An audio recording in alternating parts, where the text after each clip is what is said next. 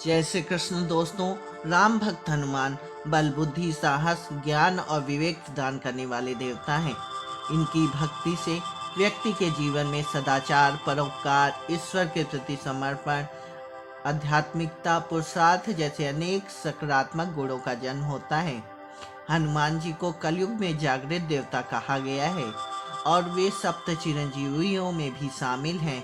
इसका अर्थ यह हुआ कि हनुमान जी आज भी इस पृथ्वी पर किसी न किसी रूप में निवास कर रहे हैं। कहा भी गया है कि जिस स्थान पर सुंदरकांड का पाठ होता है वहाँ हनुमान जी स्वयं उसका श्रवण करने के लिए उपस्थित होते हैं।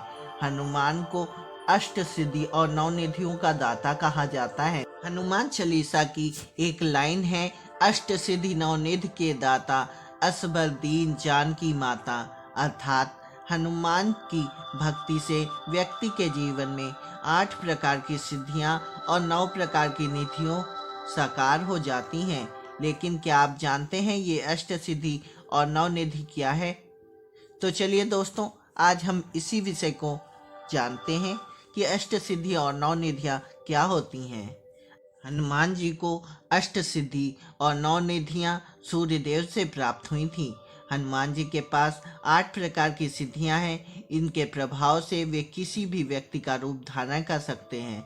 अत्यंत सूक्ष्म से लेकर अति विशाल काय देह तक धारण कर सकते हैं। जहां चाहे वहां मन की गति से पहुंच सकते हैं। अष्ट सिद्धियों में सबसे पहली सिद्धि है अणिमा। इसका अर्थ है अपने शरीर को एक सूक्ष्म अणु के बराबर बना लेने की शक्ति।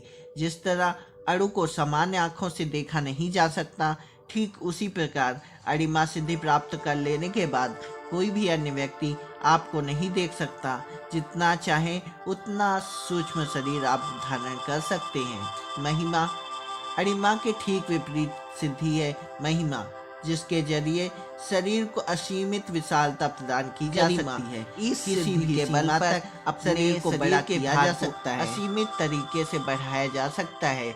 इसमें शरीर का आकार तो उतना ही रहता है, लेकिन भार इतना बढ़ जाता है कि कोई हिला नहीं सकता।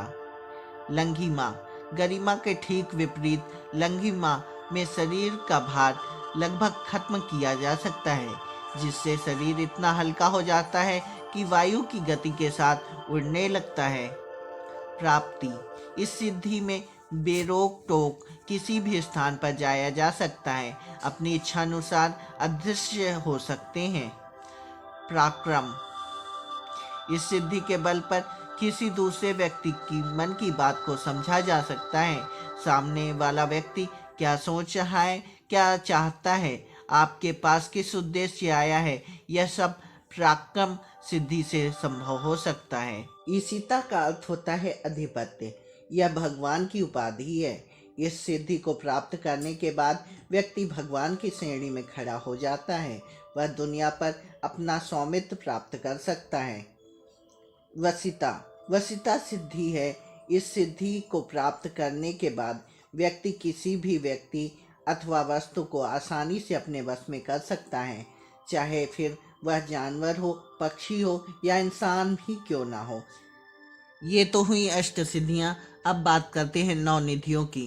तो इनमें पहली निधि है पद्म निधि। इस निधि से सात्विकता के गुणों का विकास होता है। ऐसा व्यक्ति स्वर्ण, चांदी आदि का दान करता है। दूसरी निधि है महापद्म निधि। धार्मिक भावनाएं इस निधि से प्रबल होती हैं, दान करने की क्षमता आती है। तीसरी निधि है नील निधि। नील निधि होने से व्यक्ति सात्विक रहता है और उसके पास धन की कमी कभी नहीं होती। 3 पीढ़ियों तक संपत्ति बनी रहती है। चौथी निधि है मुकुंद निधि। इसमें रजोगुणों का विकास होता है। राज्य संग्रह में व्यक्ति लगा रहता है। 5वीं निधि है नंद निधि। जिसके पास नंद निधि हो उससे राजस और तामस गुणों की अधिकता होती है। 6ठी निधि है मकर निधि। जिसके पास मकर निधि हो वह विशाल शस्त्रों का संग्रह करता है। 7वीं निधि है कच्छप निधि। जिसके पास कच्छप निधि हो वह अपनी संपत्ति को सुखपूर्वक भोग कर सकता है।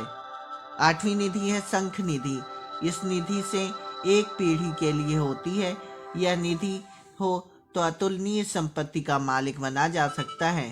9वीं निधि है खर्व निधि। खर्व निधि जिसके पास होती है वह विरोधियों और शत्रुओं पर विजय हासिल कर सकता है।